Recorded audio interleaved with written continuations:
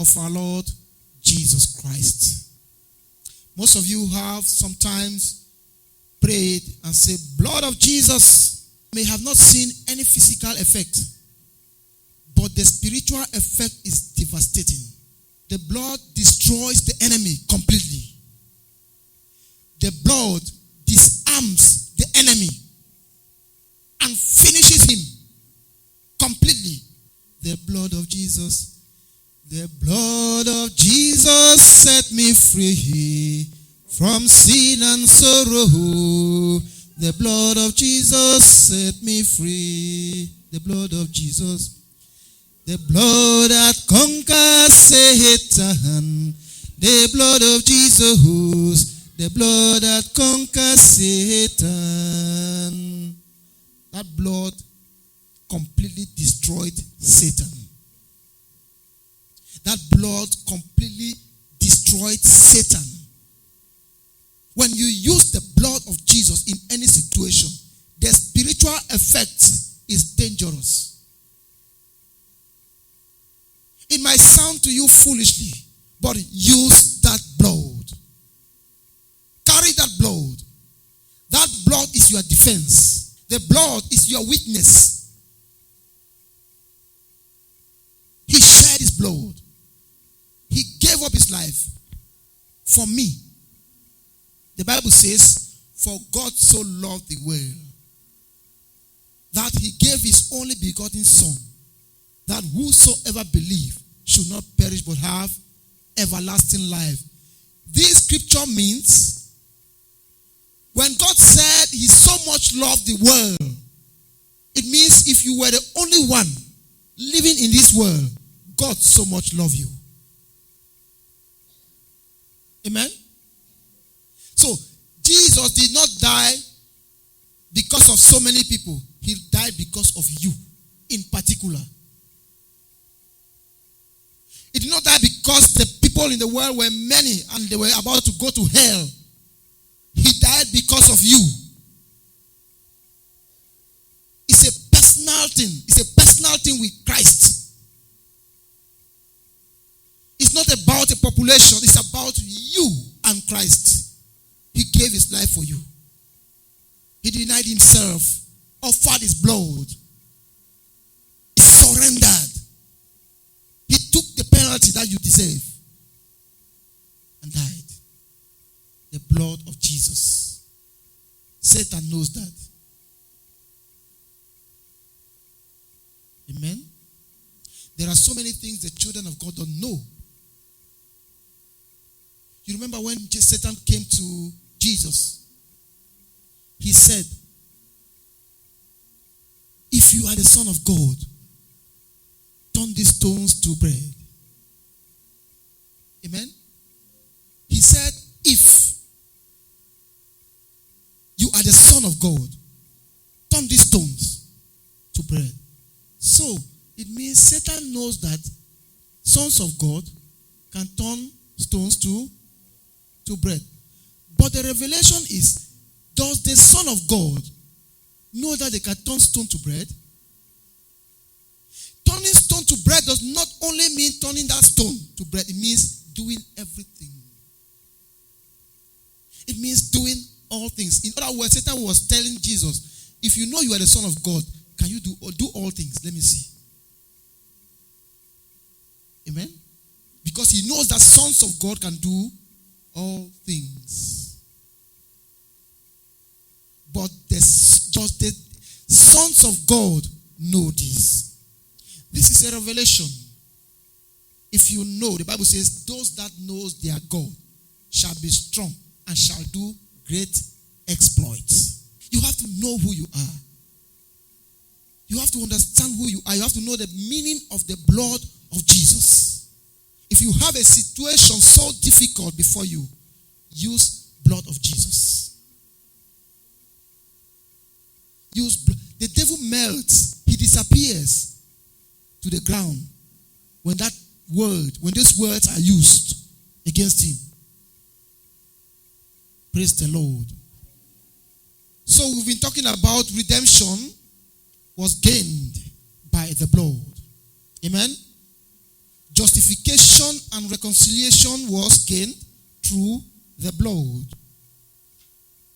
And we also talked about,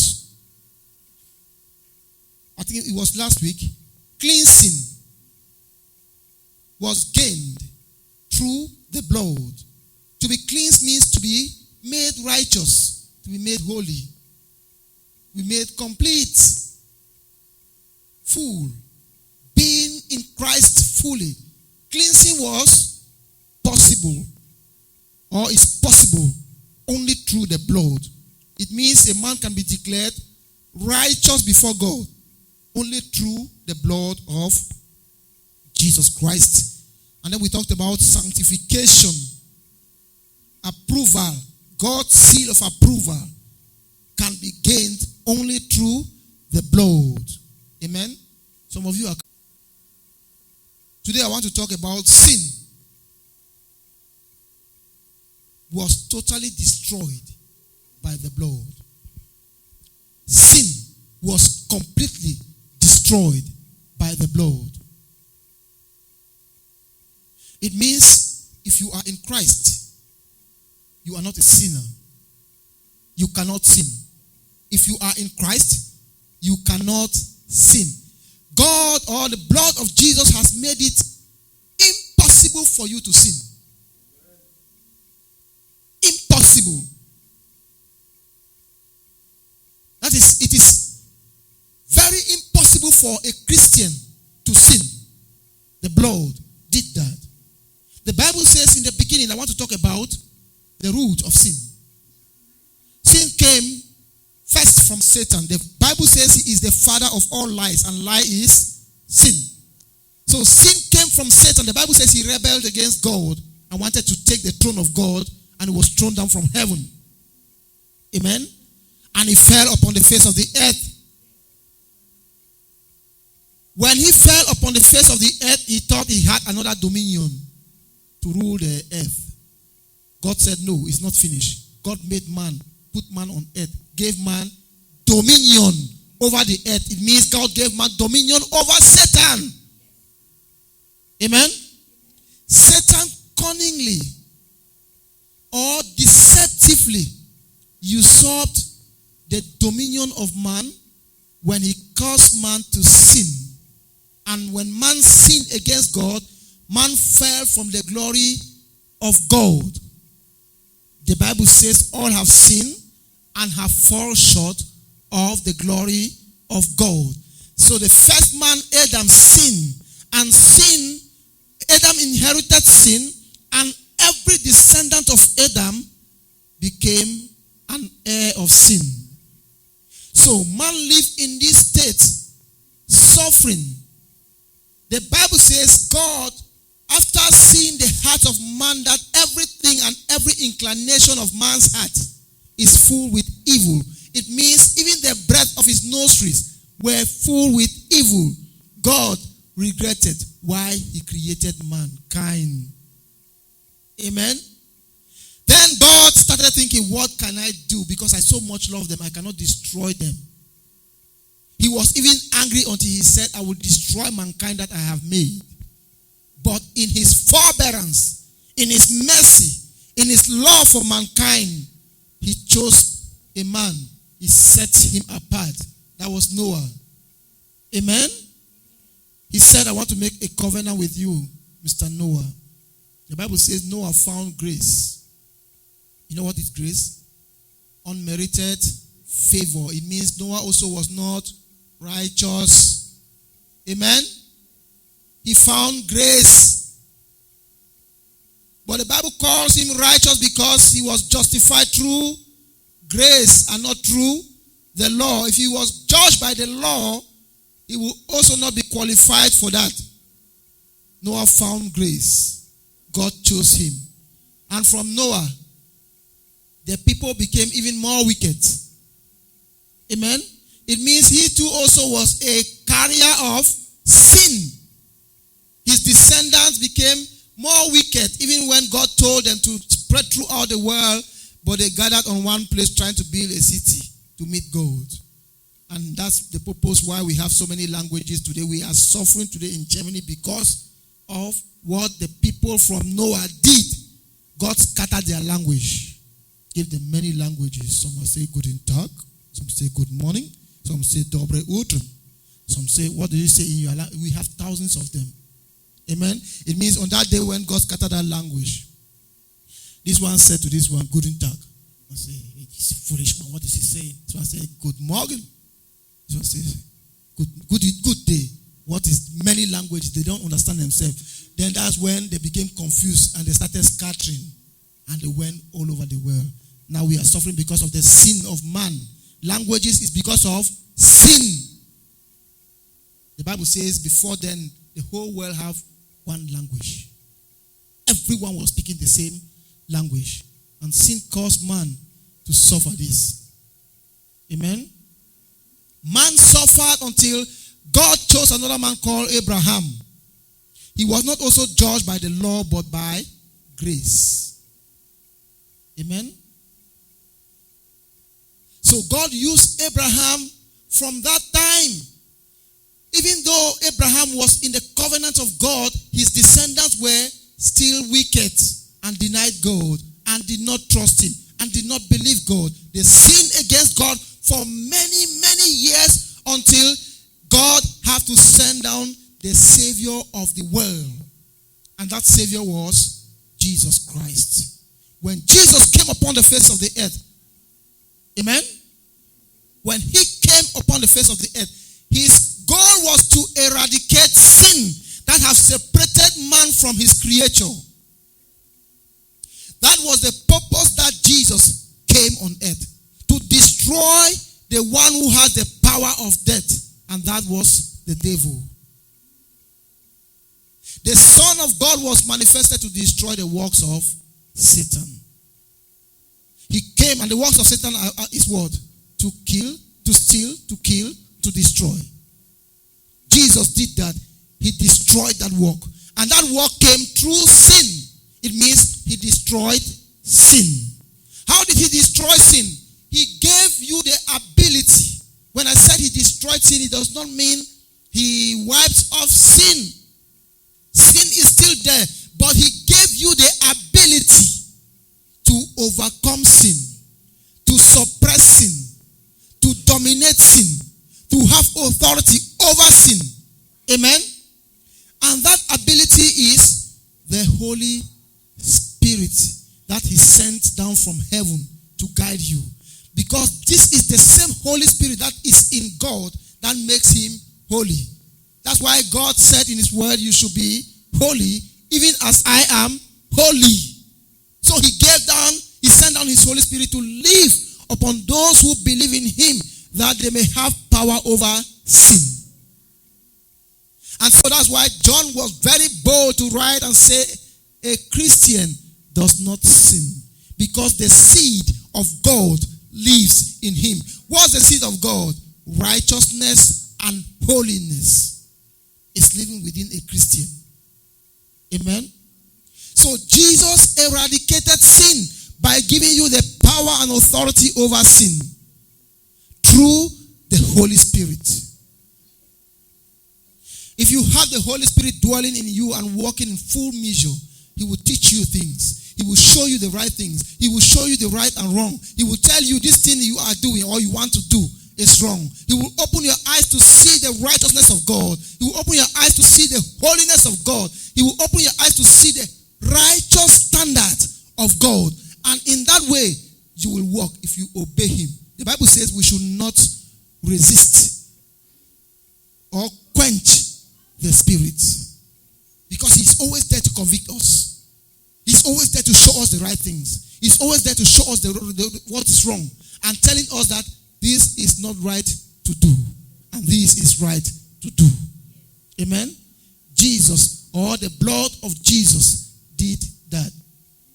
If you read Isaiah 53, the Bible says the transgressions or the penalty of our transgressions was upon him. What he suffered belongs to us. He inherited our suffering. He took them upon him by himself. Amen? The Bible says he became poor that you may become rich. It's not about money. Amen. When some preachers will say he became poor, that he become rich, so you can go and get money. It's a lie. Amen. This money will be added to this. It's more than that. It means he became poor. It means he took our low standard in life. He took our low standard. Our low standard was our sin. Amen. He took our low standard.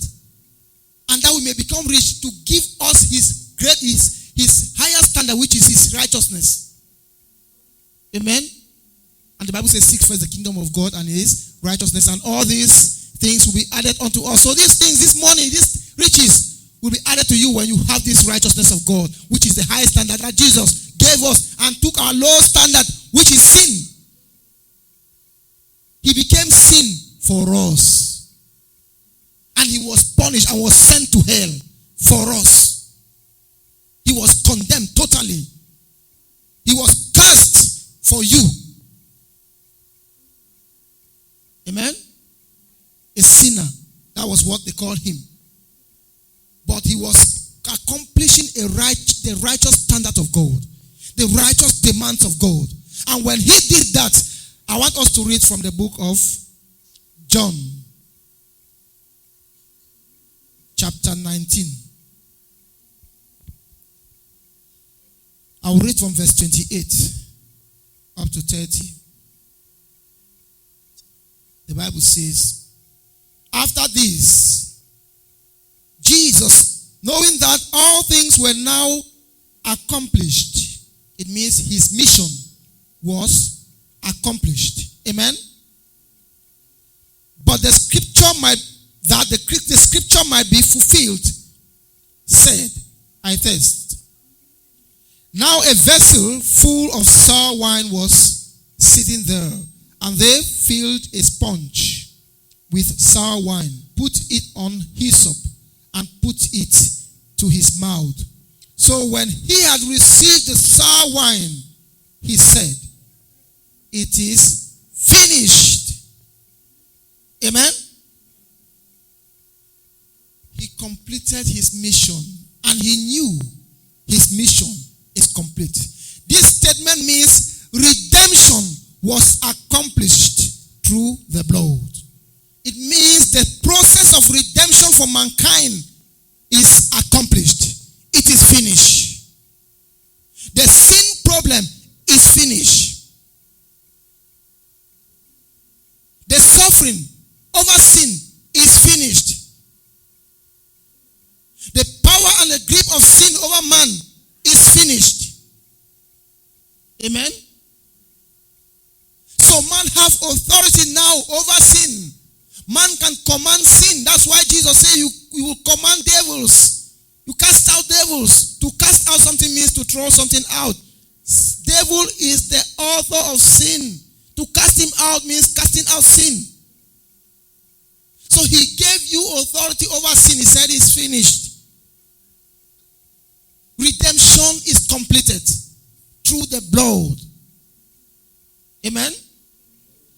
And bowing down his head, or bowing his head, he gave up his spirit. I love the other translation that says he gave up his ghost. Amen? The King James Version. He gave up his ghost. Colossians 1 verse 12 and up to 14. It says, buried with him in baptism, wherein also ye are risen with him through the faith of the operation of God, who hath raised him from the dead, and you, being dead in your sins and uncircumcision of your flesh, hath he quickened together with him, having forgiven all trespasses, blotting out the handwriting of ordinances that was against us, which was contrary to us, and took it out of the way, nailing it to his cross. Amen. He nailed our sin to his cross. And having spoiled principalities and powers, he made a show of them openly, triumphing over them in it. Amen? Having spoiled, having destroyed principalities and powers, he made a show over them, triumphing over them in it. He triumphed over them. It means on that day when Satan was leading Jesus to the cross, he did not know what would come. Amen? The foolishness of God or the foolishness of man is wiseness to God. Satan was so ignorant, and until today, in the presence of God, he is still very ignorant. He does not know. The Bible says nature is waiting to see the manifestations of the children of God. Satan has fear for children of God who possess the Spirit of God. He knows that the wisdom that is in you, that's why the Bible says, greater is he that is in you than he that is in this world. Amen? Satan knows that you have authority, you have power and wisdom that he cannot comprehend. The Bible says, had the princes of the all knew, they would have not destroyed the Lord of glory. If Satan had known that to destroy Jesus was to bring his downfall, he would have not done it. That's why when Jesus was about to go to the cross, Peter said, Lord, I will not allow you go. What did Jesus tell him? Get behind me, Satan. Amen? Because Peter was standing like a stumbling block to the prosperity of God. It was foolishness that Jesus would die. And when he dies, there will be redemption. Satan was so foolish. And he is still very foolish concerning the things of God. Amen? So apply the wisdom of God. When you apply the wisdom of God, when you are a child of God, you speak by the power of the Spirit. Satan can never understand. He cannot comprehend. The Bible says he spoils them. God is too intelligent. You see, Jesus, he knew. On that day, he just carried the cross. They were beating him. He was looking Satan. Satan was there, following him. He was just carrying the cross until when he reached there. Amen? He waited for his time, and his time came. He said, the time to glorify the Son of Man has come. Remember when the two Greeks came, talking to Thomas, or what was it, to Nathaniel? He said, they came to tell Jesus, he said, the time to glorify the Son of Man has come. He longed for this day. He waited for this day for 33 years. He knew his purpose. He knew what he came on earth for. You as a child of God have to know why you are on this earth. You have a purpose. Your purpose is not to die for others. Your purpose, Jesus has already died, but you have a purpose. If you know that purpose, to Satan, it is a very foolish thing. But to you is the wisdom of God. That makes you righteous. Amen? He knew. He understood. Life, when God talks about life, he's talking about eternity. Amen? And in eternity, we will have no breath. Because we are in eternity like God. God does not need breath. He needs the Spirit to live. In the spiritual realm, there is no air. Amen? It is just life. Just life. I mean, complete life. In spiritual realm, there is no sound of the voice. It means we don't speak with our mouth. We speak with our minds. I look at you. I know exactly what you want. I know exactly what you are speaking to me. Eternity. In the spiritual realm, in the heavenly realm, there is no stress, no sickness, no pain, no trial, no temptations, no poverty. There's no marriage too. Complete freedom. Freedom in Christ. Joy in Christ. The Bible says if you suffered with him, you will glory with him. He will reign, and he is reigning. You will reign with him if you suffer with him. The Bible says we will receive a new body, a glorified body, an immortal body, an eternal body. Hallelujah. You choose the way you want to look like. And as you imagine it in your heart, you become that way. Amen. There is complete beauty in the spiritual realm in heaven. There is life. Life. If you study the book of Exodus, you will see the life I'm talking about. God is full of life. He is full, complete with life.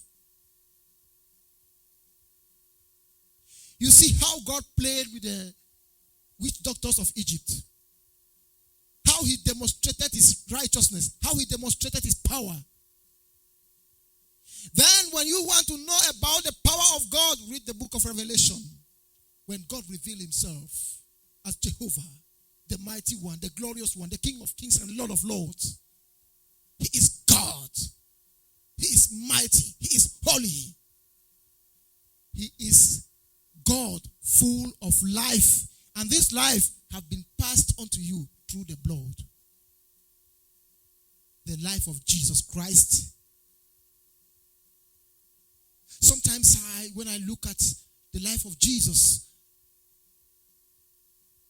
my intention, my aim is to become like him just as he is. He was full of life, full with life. Amen. The life-giving spirit has been quickened upon you, has been given to you. You have life. If you have the Holy Spirit, you have life. Amen. Some people think serving God is only when you are poor. That was the mentality of many, even to me when I was young. Because those who I used to see serving God, they used to just be anyhow. To serve God is full of life. Amen. To serve God is life. There is joy. There is fulfillment. There is completeness in Christ. There is life in Christ. Main reason for living is to know purpose. If you know purpose, you have conquered the devil. But some of us live until we grow old and get to the grave. We don't even know the purpose why God created us. There is life in the Lord. Every other thing outside God is suffering, pains, shame, disgrace.